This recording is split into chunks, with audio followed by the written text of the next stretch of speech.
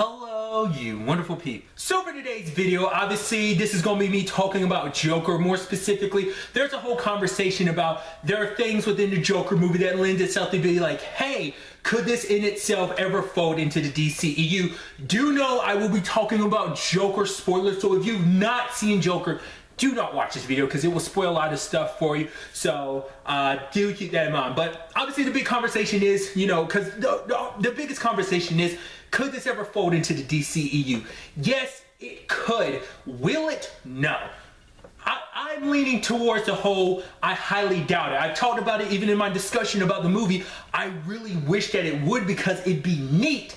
But one of the ways I feel like, it could easily fold into the DCEU's continuity, and this is something I talked about, and I'm kind of mad at myself for not going a little bit more in detail, because I used a reference of Gotham, the TV show, about how they went about, Joker's story in that, because obviously that's its own thing, which I really like the way Joker's story played out over the course of the entirety of Gotham. There was a lot of shifts and twists and turns in it that I thought were kind of enjoyable, but one of those things that Gotham set up is basically, it's spoilers for Gotham, but this is season 2, so, but, whatever the case may be. The fact is, Jerome died. And so, basically, you saw, because he made such an impact on Gotham, him and the Maniacs, but him in particular, there were kids all around that were watching it and, and going a little crazy and laughing. Like, he taps into that seeds of darkness that were in a lot of kids' minds. And as you can see at the end of Joker, I mean, throughout the whole movie, but definitely at the end, there's so many people that Arthur resonated with. And that could, even to the point, one of those said people went off and killed Thomas and Martha. So it could easily be a thing of like, it doesn't necessarily have to be Arthur as the Joker. They could make it so that actually the Joker that is Jared Leto, that could actually be some kid that was inspired by what Arthur did. Maybe their parent was inspired by what Arthur did, and that kind of passed on to their child. Or maybe it's their child, that person was a kid at the time, kind of like referencing Gotham.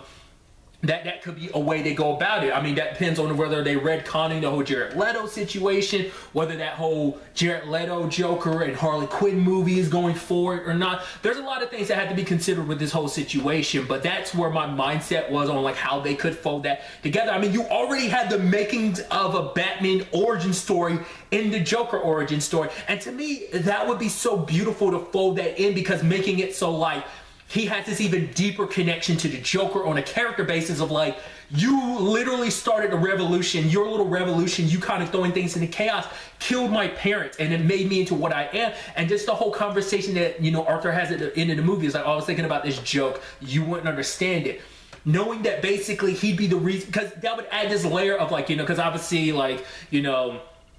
his connection to the Waynes, or rather his non-connection to the Waynes and stuff like that. The fact is he had that moment with Bruce, and just to know what I've done, there are going to be so many ripple effects, so many domino effects from what I've done, and it's going to create my other, this symbiotic relationship that eventually Bruce and him will have. That might even be a thing of especially if, in this continuity, if he found out whoa, that kid grew up to be Batman, this is great. Some conversations I've heard, it's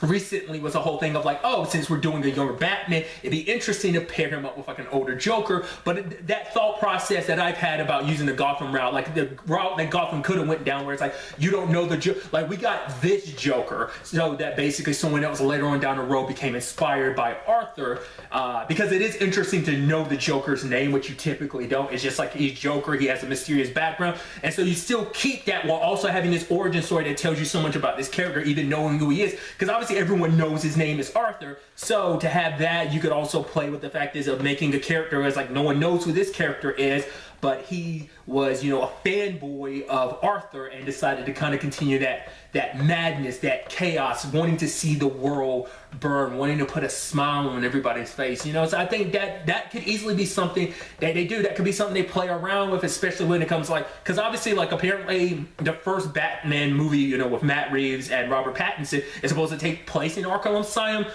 Obviously, like I said, it's a whole thing of the idea's been floated around about a Joker 2, but I highly doubt it's going to happen. Once again, I want it to happen. I want this all to fold into the DCEU because that'd be so cool and amazing to kind of continue this continuity that was set up, because it's so interesting to make the Joker basically directly in, you know, behind why Bruce's parents ended up dying. I mean, it's kind of a similar parallel to the whole Flashpoint thing. Now, I'm taking this from the movie, the animated movie. I don't know if this is typical what happened in the comic books, but basically in the Flashpoint movie, Bruce's mom basically becomes like the Joker. So it's like, it's one of those twisted things of like, I mean, hell, for all we know, who's to say that in this continuity, Bruce actually does become Batman? Maybe, you know, maybe it'd be something else entirely. I'm sure people will be pissed because they're like, no, don't mess up the lore. It's like, yeah, you're doing your own thing, but you gotta keep that Batman lore. I'm sure some people would feel like that. It's just something that's kind of floating through my mind. Like I said, this is a conversation I wish I'd like dived a little deeper on during my discussion, but here it is as its own video nevertheless. So obviously these are my thoughts. In the comments down below, tell me what you think about this, because I'm sure a lot of people are like, no, don't do that, because some people have talked about, if you were to continue this, just keep it as a Joker thing, don't bring it into the whole Batman thing, keep it this villain-centric thing, but at the same time, it's the whole thing of like, people also enjoy the fact is, you know, that everything is disconnected. Obviously, some people want a little more cohesion and connectivity, kind of like the MCU, but obviously for some people, they don't like the fact that all these movies are all over the place. It's like, what's canon, what's not. Yeah, this is kind of its own thing, but that just kind of, you know, it causes complications for some people, you know, and some people just like, yeah, I'm fine with it being a one-off movie, let it stay the one-off movie because it's so good by itself. You kind of muddy that if you make it into, you know, the continuity and everything. So like, there's a lot of different opinions about the whole situation. I'd love to get to know yours in the comments down below. But really, that's all I want to talk about. Until the next time we meet, be happy, be safe, live life to the fullest, and enjoy it. Good day and good